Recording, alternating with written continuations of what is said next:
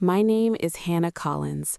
I'm 32 years old, and the moment I realized my parents had abandoned my newborn twins was the same moment I understood that love, real love, doesn't always come from the people who made you. I remember the ceiling lights first. Bright, white, too clean. They slid past me as the hospital bed rolled down the corridor, the wheels squeaking softly beneath my body. I was half awake, drifting in and out, my stomach still heavy and sore from the emergency delivery just hours earlier. My arms felt empty in a way I didn't have words for yet. Somewhere behind us, machines beeped steadily, too calm for how terrified I felt inside. "Your parents are on their way, right?" the nurse asked gently, her voice cutting through the fog. I swallowed. My throat was dry. "Yes," I said. "They're here." That was a lie. I didn't know it yet, but it was a lie that would break something in me forever. I was being prepped for surgery, a complication, internal bleeding they hadn't caught in time. The doctor had explained it calmly, professionally, as if he were describing a routine oil change instead of reopening my body while my two newborn babies lay somewhere else in the building, fragile and new and utterly dependent on people who were already failing them. I had called my parents as soon as the nurse said the words, "We need to take you back to the OR." I remember pressing the phone to my ear, my hands shaking so badly I almost dropped it. "Mom?" I whispered when she answered. "They're taking me into surgery. I need you here. I need you to stay with the babies." There was a pause. Not shock, not fear, just calculation. "Hannah," she said slowly, "your father and I weren't planning to stay all day. We've already seen the babies." I blinked. "Seen them?" I repeated. "They're hours old." "We came," she replied, defensive now. "We brought gifts. But this wasn't what we expected. We didn't plan for complications." My heart started racing. "I can't take care of them right now," I said. "I won't even be awake. Please, just stay. I'm begging you." Another pause. Then my father's voice, faint in the background, irritated. "This is why we said you weren't ready for twins." The line went quiet. Not disconnected, just quiet, like they were still there, listening, but had already decided. "Hannah," my mother said finally, her tone firm, final. "The nurses are there. That's what they're paid for." Then she hung up. I stared at the phone in my hand long after the screen went dark. And that was how my parents abandoned my newborn twins before my surgery. I didn't cry then. I couldn't. My body was already in survival mode. The bed rolled to a stop and a nurse leaned over me, adjusting something near my arm. "Are they coming?" she asked again, kindly. I opened my mouth. No sound came out. That's when my grandfather's voice echoed down the hallway. "I'm here." Heads turned. I turned too, slowly, my heart pounding harder than it had during labor. He stood there alone, my mother's father, his coat still buttoned wrong, his hair more silver than white now, his cane forgotten in his hand. His chest was rising and falling like he'd rushed, like he moved faster than his body wanted. "I'm not going anywhere," he said louder this time. "Those are my great-grandchildren, and this is my granddaughter." The room went silent. The nurse froze. The doctor stopped mid-sentence. Even the orderly pushing my bed looked stunned. Grandpa stepped closer, his eyes locked on mine. They were wet, but steady. "I've buried a wife," he said quietly. "I've buried a son. I'm not losing you too." Then he turned, slowly, deliberately, toward the empty space where my parents should have been. "If anyone thinks these babies are a burden, they can leave, but don't expect to come back and pretend you mattered." No one spoke, not even the doctor, and just like that, the power shifted. Before the anesthesia pulled me under, I felt his hand squeeze mine. "I've got them, Hannah. You just survive." If you've ever had someone you trusted disappear when you needed them most, stay with me. because what happened next changed my family forever. I didn't wake up knowing how long I'd been gone. Time felt thick when I opened my eyes again, like I was moving through water. My throat burned. My body ached in places I didn't recognize as mine. The first thing I did was move my hands. Still empty. Panic surged in my chest. "Where are my babies?" I croaked. A nurse appeared immediately. "They're safe. Your grandfather has been with them the entire time." Relief hit me so hard I started sobbing. Tears slid sideways into my ears as I stared at the ceiling again. I pressed my palms flat against the bed, grounding myself. They were safe, but my parents hadn't come back. I wish I could say that surprised me, but the truth is, it didn't. Because abandonment wasn't new in my family. It just usually wore nicer clothes. Growing up, my parents were the kind of people others admired. Church every Sunday, matching smiles at school events, perfect holiday cards with handwritten notes about gratitude and blessings. But inside the house, love was conditional. It was performance-based. If I achieved, I was praised. If I struggled, I was inconvenient. My younger brother, Mark, was always the favorite, the miracle baby, the one who needed more attention, the one whose mistakes were learning experiences, while mine were disappointments. When I told my parents I was pregnant, unexpectedly, terrified, alone, they didn't ask how I felt. They asked how it would look. And when the ultrasound revealed twins, my mother actually laughed. She said, "Of course, you always did everything the hard way." The father of my babies left by the second trimester.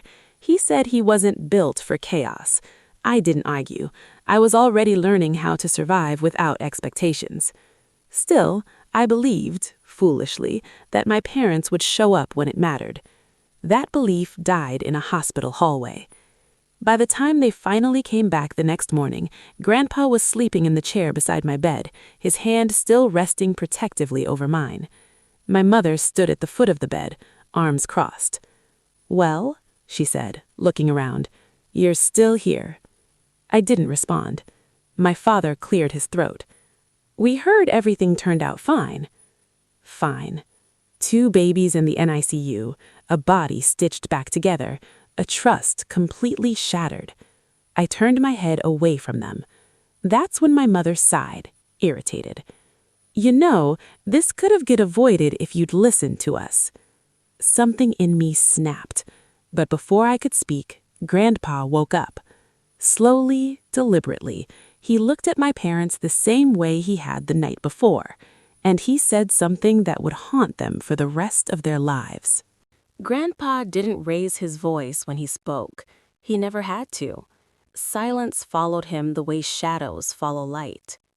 He straightened slowly in the chair beside my bed, one hand braced against the armrest, the other still resting over my fingers.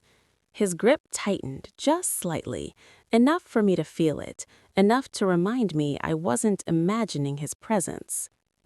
"You don't get to say that," he said calmly.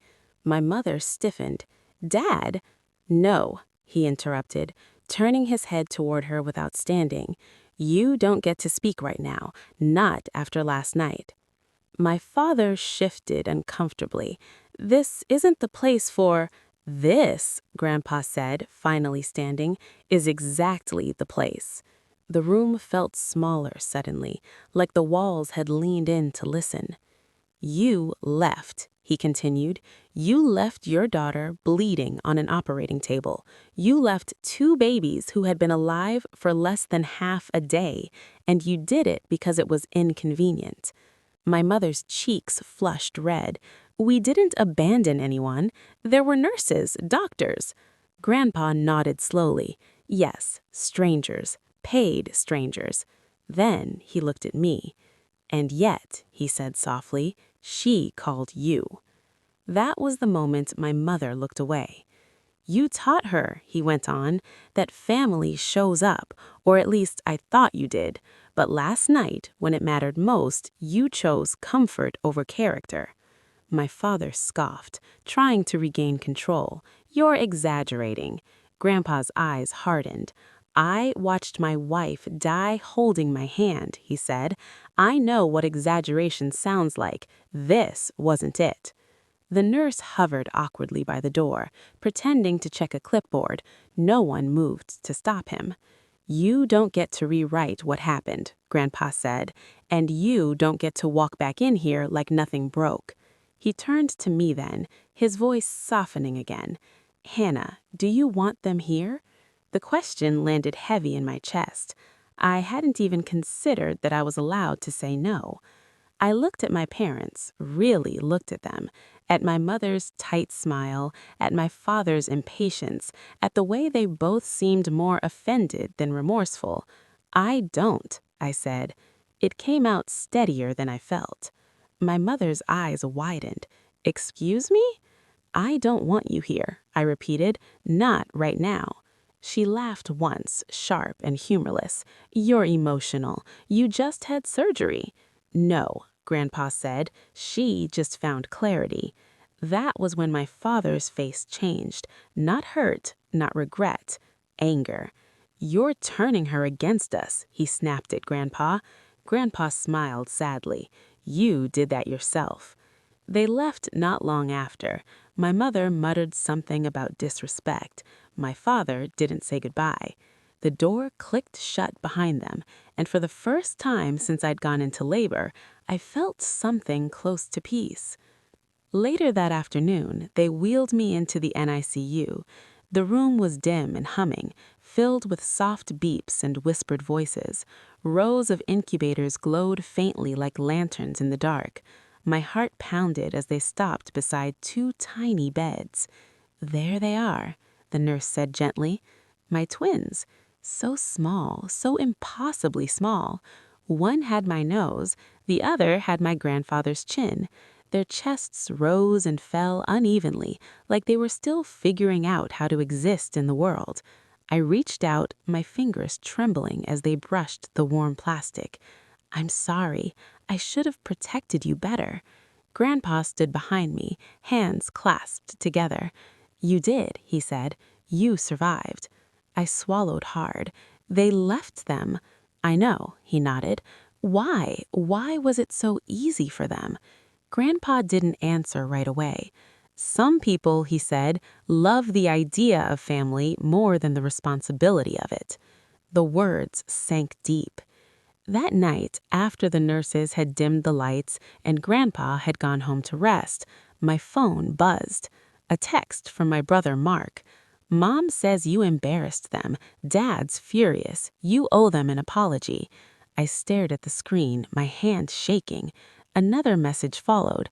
"You've always made things dramatic. Don't use the babies to punish them." Something inside me cracked. I typed back with fingers that felt like they belonged to someone else. "They abandoned me and my children. That's not drama." 3 dots appeared, disappeared, appeared again. "You're twisting things. They did what they thought was best." Best for who? I set the phone down without replying. I didn't sleep that night. Every time I closed my eyes, I saw the hallway lights sliding past me, felt the emptiness in my arms, heard my mother's voice saying, "We didn't plan for complications." By morning, a decision had formed in the quiet. If my parents wanted access to my children, it would be on my terms. And that was something they were not prepared for. 2 days later, I was discharged. The twins stayed behind, still too fragile to come home. Leaving them was the hardest thing I'd ever done. I pressed my forehead to the incubator glass, memorizing their faces, promising I'd be back every day. Grandpa drove me home. My parents hadn't offered. The house felt too quiet when we walked in. I lowered myself on the couch slowly, wincing. "You can stay here," Grandpa said, "as long as you need." I shook my head. "I need to do this on my own." He studied me for a moment, then nodded. "All right, but I'll be close." That evening, my mother showed up unannounced. She never knocked, she never had. "I brought soup," she said, stepping inside like nothing had happened. I didn't invite her in. She came anyway. "We need to talk," she continued. "You've created a lot of unnecessary tension." I laughed softly. "Unnecessary? You humiliated us," she snapped. "Your grandfather had no right to speak to us that way." He spoke the truth. Her eyes narrowed. "You're being manipulated." "No," I said. "I'm being supported." She scoffed. "By someone who always favored you." That one hurt. "Leave," I said quietly. She froze. "What?" "Leave," I repeated, louder now.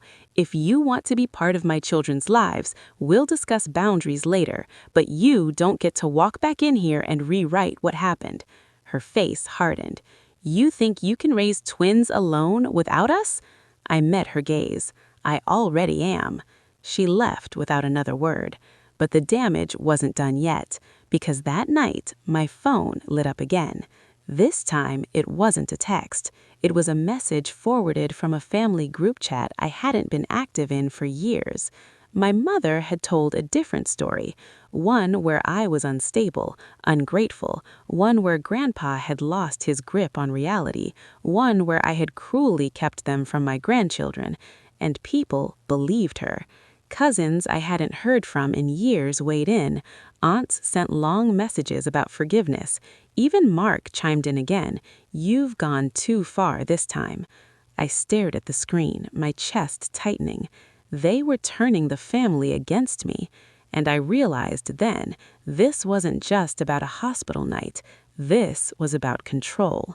And they weren't done yet. I learned very quickly that silence makes people uncomfortable. When I stopped replying to the family messages, the tone changed.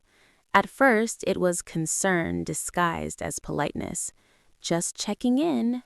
Hope you're healing. Let us know if you need anything."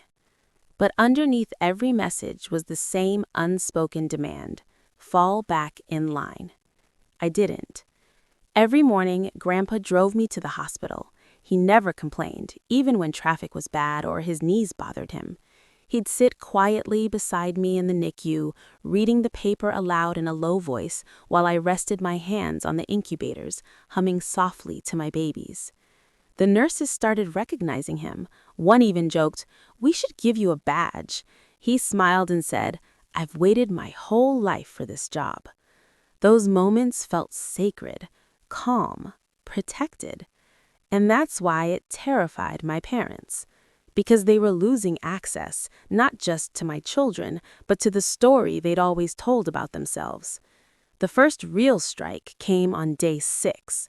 I was sitting beside my twins when my phone buzzed with an unknown number. "This is Patricia Collins. Your mother asked me to reach out." My stomach dropped. Patricia was my mother's sister, the one who always stayed neutral, who didn't like drama, but somehow always defended the loudest voice in the room. I didn't reply. A minute later, another message came through. "She's heartbroken. She says you're shutting everyone out and using the babies as leverage." I felt my chest tighten. I stared at my sleeping twins, their tiny fists curled near their faces. "They left us," I typed back, finally. "That's not leverage, that's reality." The response came almost instantly. "They didn't leave, they stepped back. There's a difference." I laughed, out loud this time. A nurse glanced over at me, concerned. "Stepped back. From newborns? From surgery? From responsibility?" I didn't reply again. That afternoon, my doctor came in with paperwork and a gentle smile. "You're healing well," she said, "physically." She paused, then added, "But you need support when the babies come home. Real support." "I know," I said, and for the first time I realized how much I meant it. 2 days later, the twins were cleared to leave the NICU. I cried so hard I had to sit down. I dressed them in identical white onesies Grandpa had bought. He hovered nervously as I strapped them into their car seats, double-checking everything like a man defusing a bomb. "You ready?" he asked. "No," I said honestly, "but I'm doing it anyway." When we got home, my phone buzzed again. This time, it was a voicemail.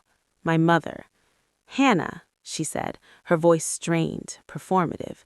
"We heard the babies are being released. This isn't how we imagined meeting them properly, but we're willing to put everything behind us. Call me." Willing, as if forgiveness was hers to offer. I didn't call. Instead, I locked the door. The knock came an hour later. I froze. Another knock, louder. "Hannah!" My father's voice called through the door. "We know you're in there." My heart started pounding. I didn't move. "We just want to see them," my mother added. "This is cruel." Cruel. I thought of the operating room, the empty hallway, the phone going dead in my hand. I walked to the door slowly and opened it just enough to look at them.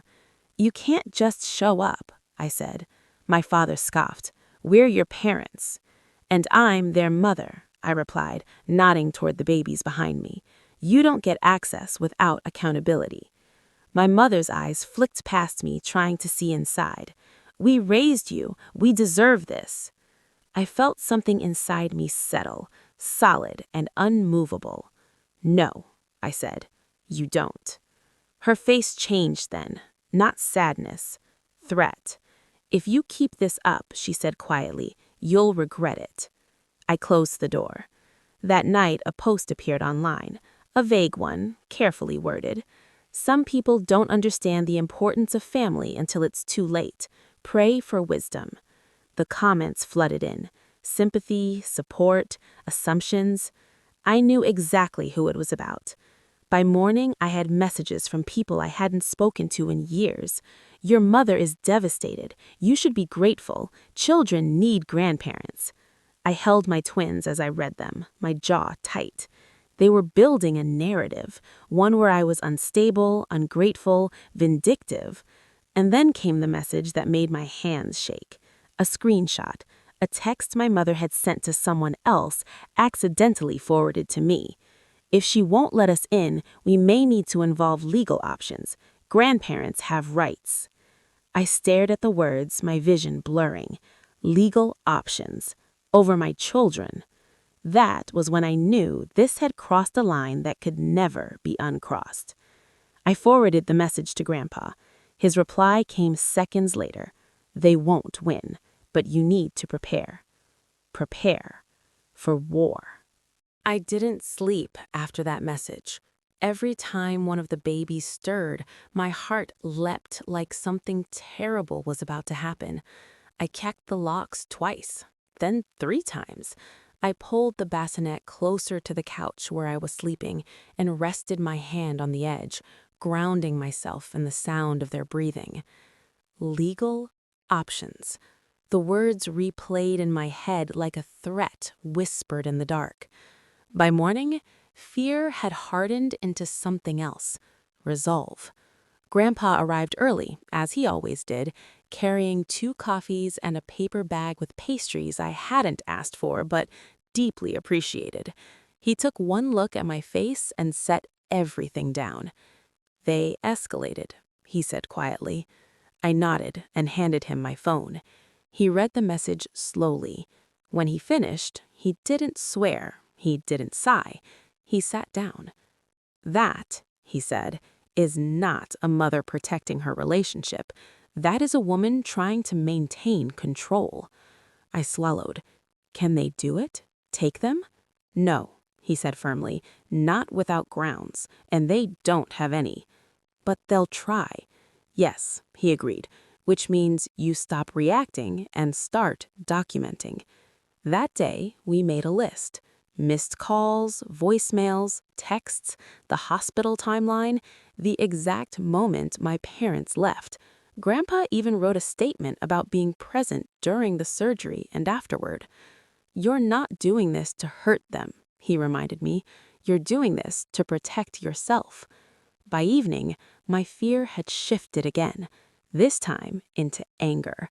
They had crossed from emotional neglect into something far more dangerous, and they still didn't think they were wrong. The next move came 3 days later, a knock at the door. Not frantic this time, not aggressive, official. I opened it slowly, my heart pounding. A woman stood on my porch holding a clipboard. "Miss Collins?" she asked. "Yes." I'm with Family Services. We received a call expressing concern about the welfare of 2 newborns in this home.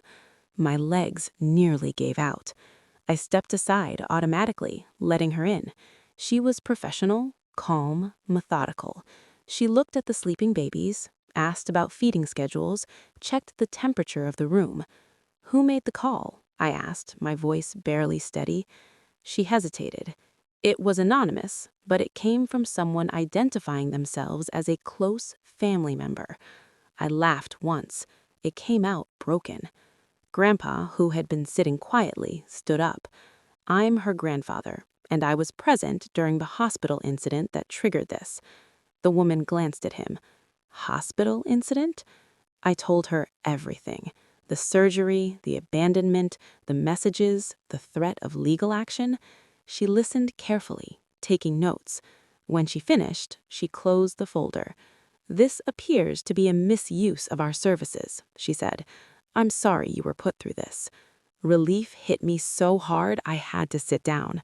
Before she left, she added, "If this happens again, you contact us immediately and consider a lawyer." After the door closed, I cried. Not because I was weak, but because I was furious. They had tried to weaponize authority against me, against their own daughter. That night, I called my mother. For the first time since everything happened, she answered on the second ring. "Hannah?" she said, her voice cautious now. "You called Family Services on me." Silence. Then, "We were worried. You threatened legal action," I continued. "You lied to people. You tried to take control of my children. You're being dramatic." "No," I said. "I'm being clear." I took a breath. "You will not contact me again unless I initiate it. You will not show up at my home. You will not post about me or my children online. If you do, I will pursue a restraining order." Her voice hardened. "You wouldn't." "I will," I said, "and this time I won't warn you." She hung up. I expected relief. What I felt instead was grief, not for who she was, but for who I had hoped she could be. The family fallout was immediate. Some people backed away quietly, others doubled down. But something unexpected happened too. Messages from cousins I barely knew, from people who had seen through my parents long before I had. "I'm proud of you. I wish I'd had your courage. They did the same thing to me." I wasn't alone. I had just been isolated. A week later, Grandpa sat across from me at the kitchen table while the twins slept. "You know," he said, stirring his coffee, "I used to think loyalty meant endurance, putting up with things." I looked at him. "But now," he continued, "I think loyalty means choosing who deserves access to your life." I smiled through tears. "Thank you," I said, "for choosing me." He reached across the table and squeezed my hand. "Always." But just when I thought the worst was behind us, a letter arrived in the mail.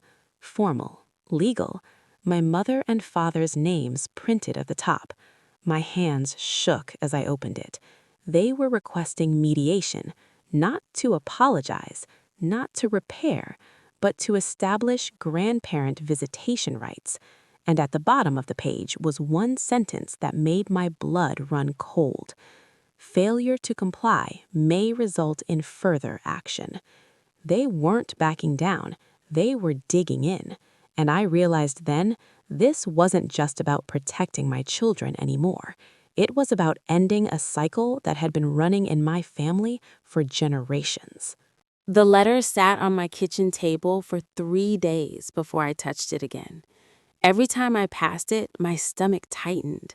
The clean, professional font made it feel heavier than it was, like proof that my parents were serious, that they were willing to formalize what they'd already broken.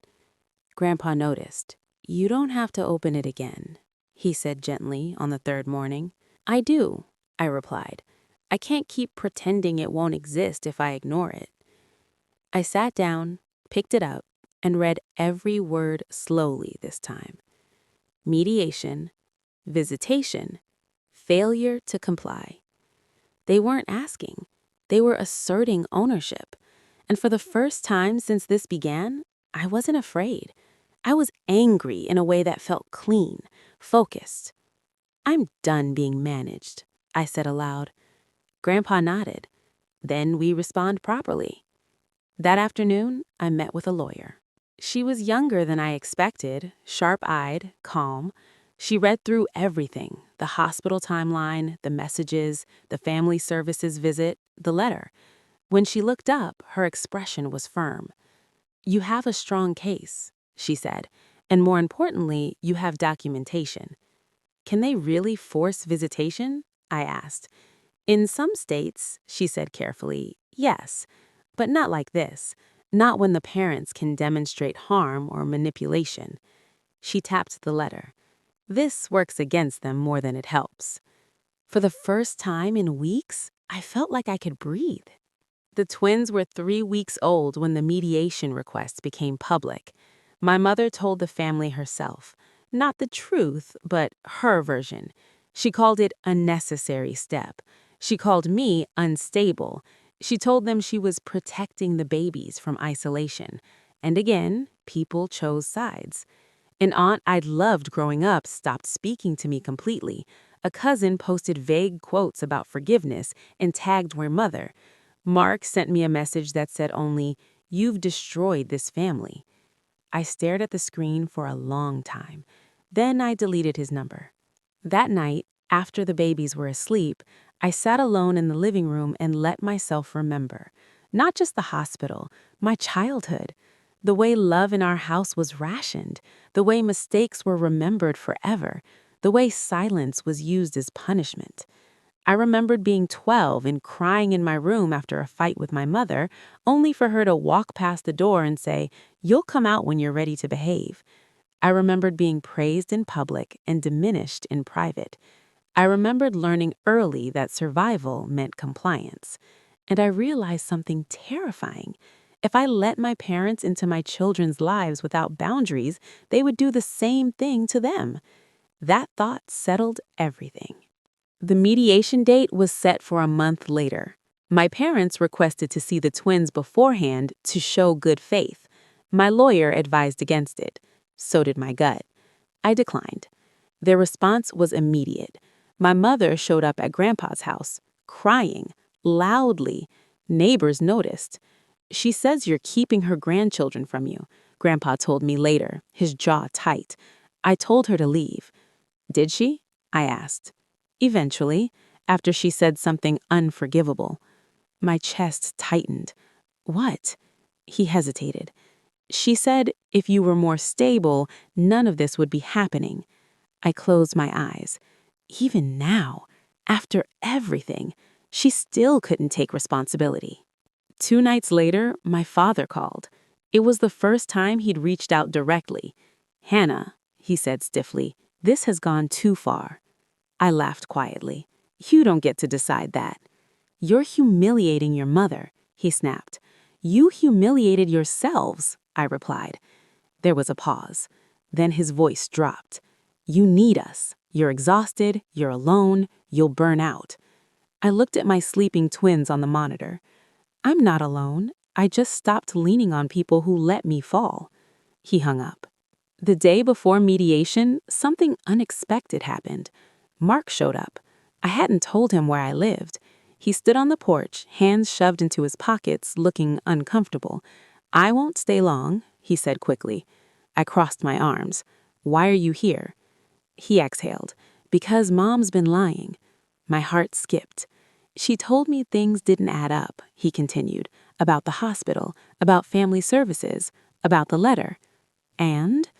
"And I asked Grandpa," he said quietly. I didn't know. I should have asked sooner. I studied his face, searching for the brother I'd grown up with. "I'm not asking you to pick sides. I'm asking you not to rewrite my reality." He nodded slowly. "I won't." Before he left, he added, "She's scared, not of losing the babies, of losing control." I watched him walk away, unsure if this was reconciliation or just another crack in the family structure. That night, I barely slept. Tomorrow, I'd sit across from my parents in a room designed for resolution. I wondered if they'd finally tell the truth, or if they'd double down. Either way, I was ready, because I wasn't fighting for access anymore. I was fighting for peace.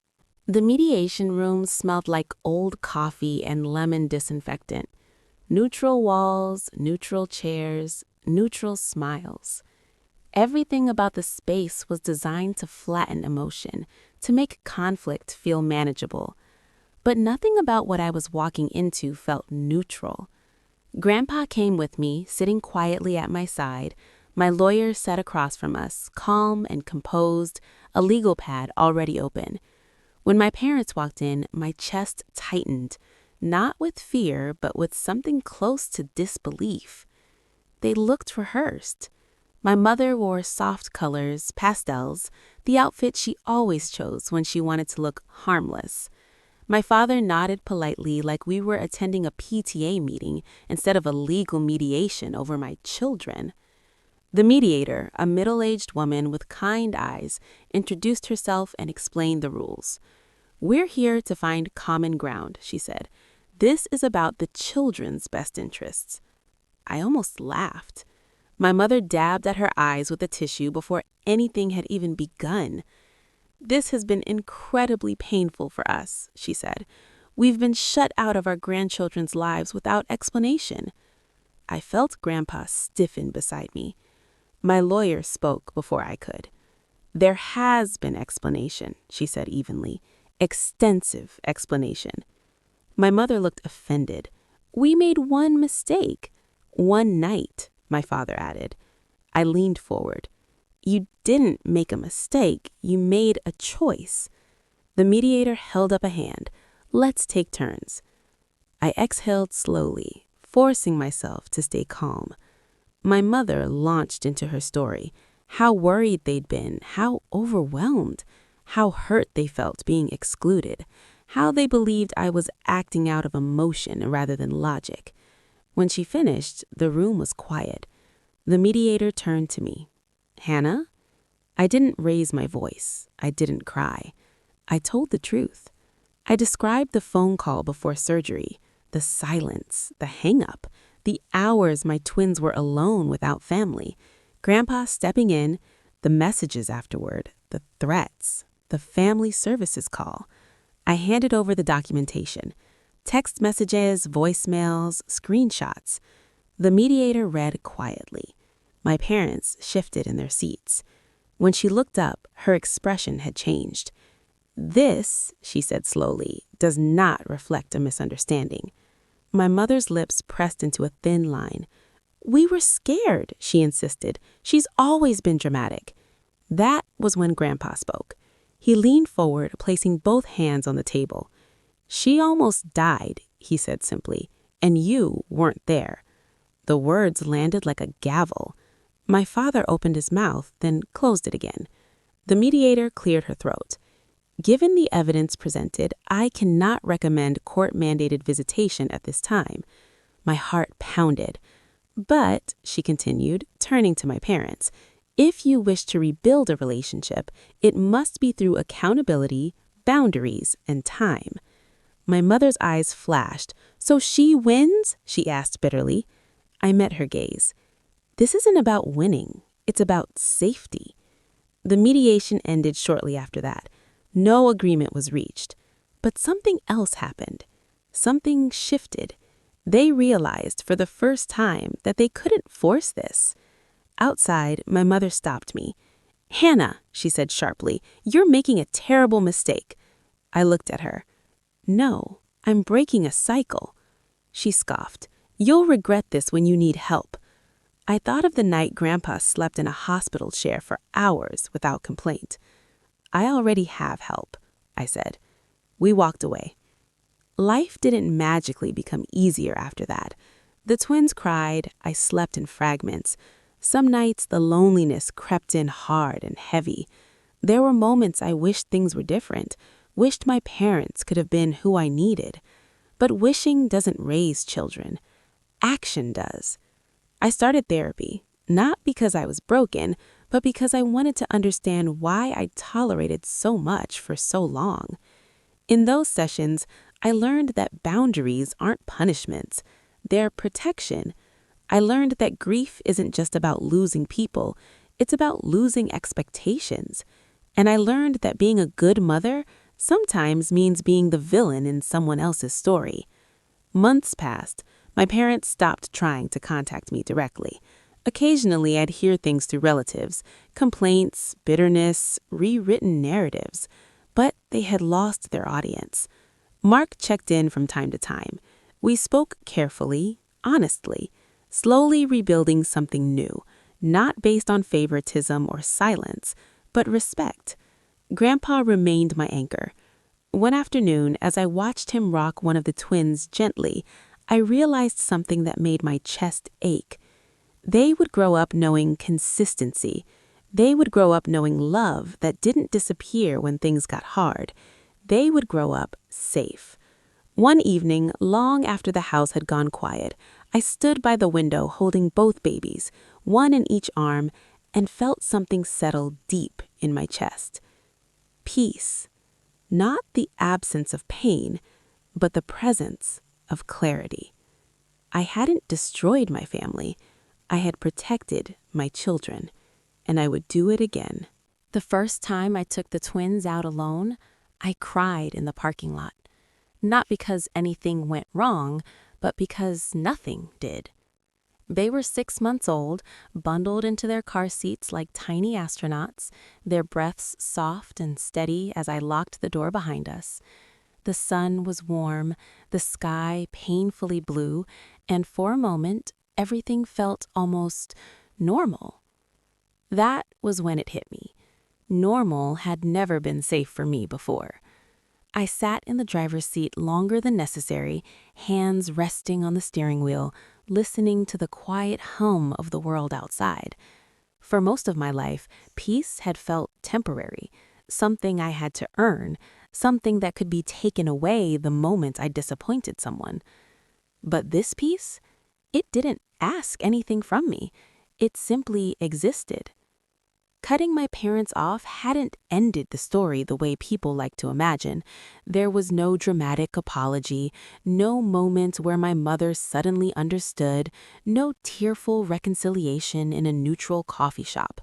What followed instead was quieter and harder. Holidays passed. Thanksgiving came and went without a call.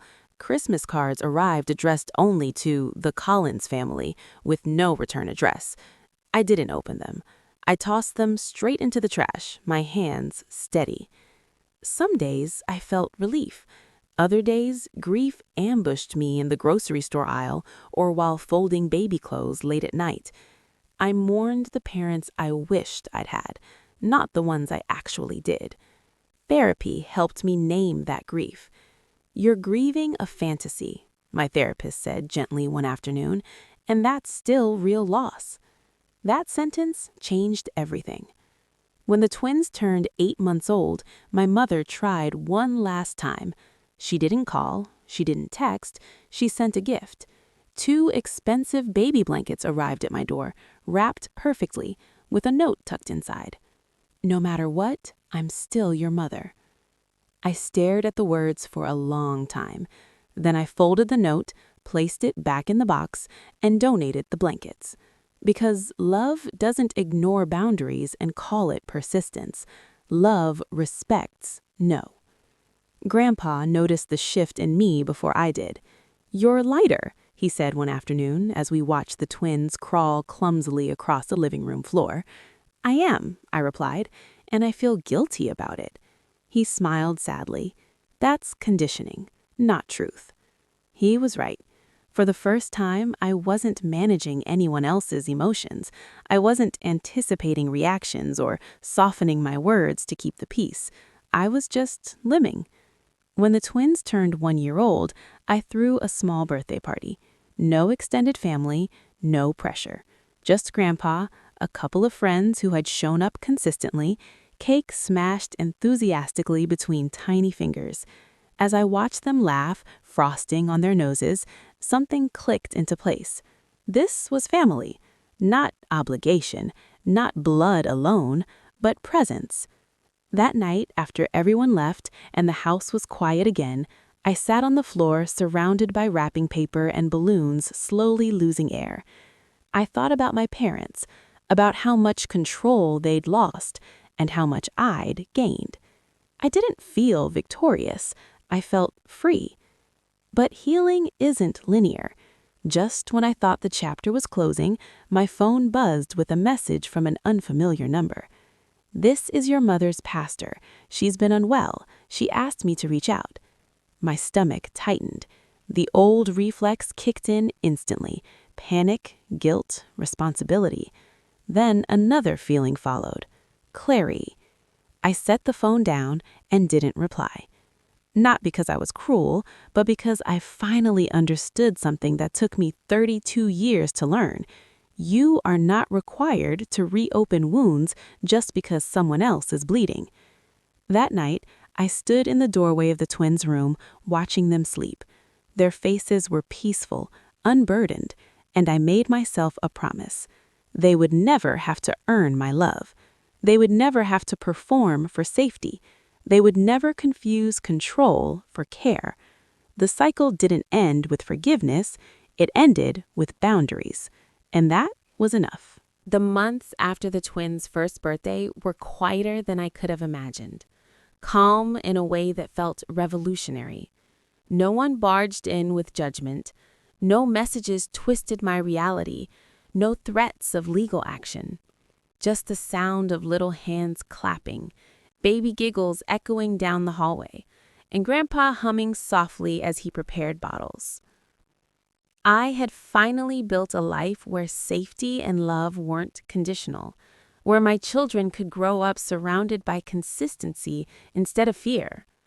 And as I watched them play one sunny afternoon, the realization hit me fully. I was finally free, not just from the manipulations of my parents, but from the toxic patterns that had shadowed me my whole life. One afternoon, while folding laundry, my phone buzzed again. It was a message from my mother. "Hannah, I hope you and the babies are well. I'm sick and would like to see you." I stared at it. The old reflex kicked in. Panic, guilt, a fleeting desire to rush to fix things. My thumb hovered over the screen, but instead of replying, I exhaled slowly, put the phone down, and continued folding. I had learned something crucial. Helping someone else doesn't mean sacrificing yourself. I wasn't ignoring her out of spite. I was honoring boundaries, protecting my children, and preserving the peace I had fought so hard to create. Grandpa came into the room, placing his hand over mine. "You're doing the right thing," he said. "You always were."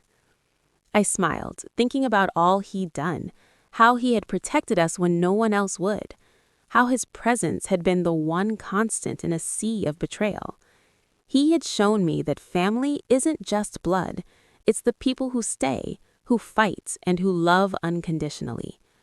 As the twins learned to walk, to talk, to explore, I watched them grow without fear or judgment. They didn't know the trauma their grandparents had inflicted, or how close we had come to losing everything. And that was exactly how it should be. They were free, and so was I. I started to rebuild my own family traditions. Simple things, a weekend picnic, a bedtime story ritual, baking cupcakes together. Moments of connection without obligation or fear. The house was alive with laughter, curiosity, and love. And for the first time in my life, I realized that I could choose the kind of family I wanted, the kind of life I wanted, and the kind of parent I wanted to be. One evening, as I tucked the twins into bed, I felt a strange mixture of grief and relief. Grief for the parents I had hoped for but never received. Relief for the life I had created in their absence. I whispered a promise to them, my voice steady but full of emotion. "You will always be safe. You will always be loved. And no one will ever make you doubt that." As I turned off the light, I realized that the story didn't end with betrayal. It ended with empowerment. It ended with healing. It ended with boundaries that had taken a lifetime to enforce, but were worth every single tear, every sleepless night, every moment of fear and doubt. In the quiet, I thought of my mother and father, not with anger, not with hatred, but with clarity. I understood them, finally, as flawed humans who could never give what I needed. And I forgave them, not because they asked, but because I deserved peace. Life lesson. Healing doesn't always mean reconciliation.